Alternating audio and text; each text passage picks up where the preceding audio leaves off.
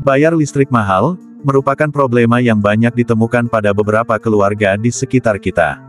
Hal ini, banyak ditemukan pada keluarga yang tidak mendapatkan subsidi listrik dari pemerintah, atau non-subsidi. Lalu, bagaimanakah cara menggunakan listrik yang baik, sehingga pembayaran listrik bisa turun dari biasanya? Mau tahu caranya? Simak terus video ini sampai habis, karena video ini akan memberikan informasi tutorial dan tips dalam kehidupan sehari-hari. Dan sebelum kita lanjutkan pembahasannya, buat teman-teman yang suka dengan channel ini, silahkan bantu tekan tombol subscribe untuk berlangganan, dan aktifkan loncengnya, agar kalian mendapat notifikasi ketika saya mengupload video terbaru.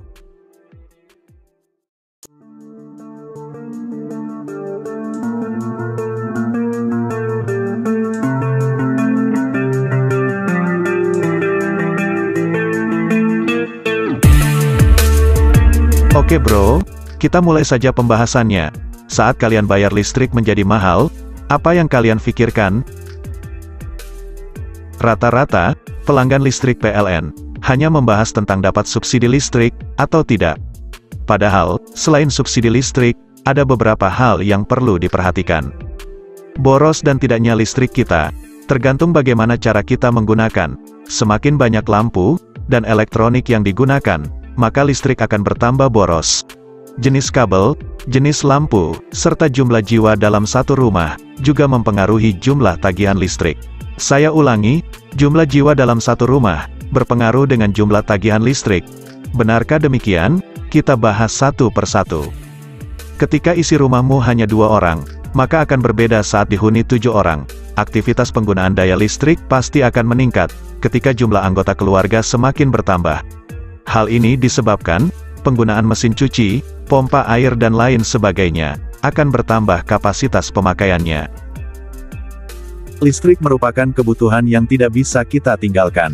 Semahal apapun, tetap kita pakai. Namun, kita bisa mensiasatinya, agar pembayaran listrik ini, bisa seminim mungkin. Hal-hal yang perlu kita lakukan, untuk menghemat konsumsi daya listrik, yaitu, 1. Matikan lampu, dan segala alat elektronik yang tidak dipakai. Lepaskan steker, atau colokan listrik, charger HP, yang tidak digunakan. 2. Gunakan toren, atau penampung air, dengan kapasitas besar, sehingga kita tidak bolak-balik mengisi air dalam perharinya. 3. Atur suhu kulkas, sesuai isi barang yang disimpan di dalam kulkas. Jika isi di dalam kulkas hanya sedikit, atur suhu kulkas di posisi low. 4. Nyalakan kipas listrik dan televisi, sesuai keperluan saja. Dengan mengaktifkan timer di perangkat elektronik ini, maka akan mati otomatis sesuai dengan waktu yang kita tentukan. 5. Gunakan lampu dan televisi jenis LED. Jenis lampu dan TV LED, lebih hemat daya listriknya. 6. Gunakan atau upgrade kabel instalasi rumah, dengan kabel yang standar.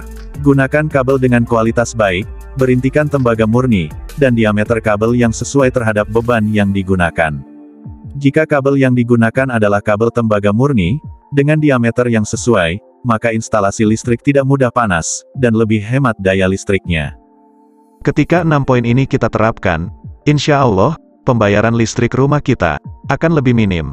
Selain itu, dengan meminimalisir penggunaan listrik, maka kita termasuk orang-orang yang menjaga kelestarian alam sekitar kita. Pasokan listrik berasal dari pembangkit tenaga listrik. Sumber energi yang dapat diperbaharui, seperti matahari, ombak, angin, dan air. Sumber energi yang tidak dapat diperbaharui, minyak bumi, gas alam, batu bara, dan nuklir. Dan sumber daya listrik ini akan semakin berkurang, bahkan bisa habis. Oleh karena itu, ayo jaga kelestarian alam kita.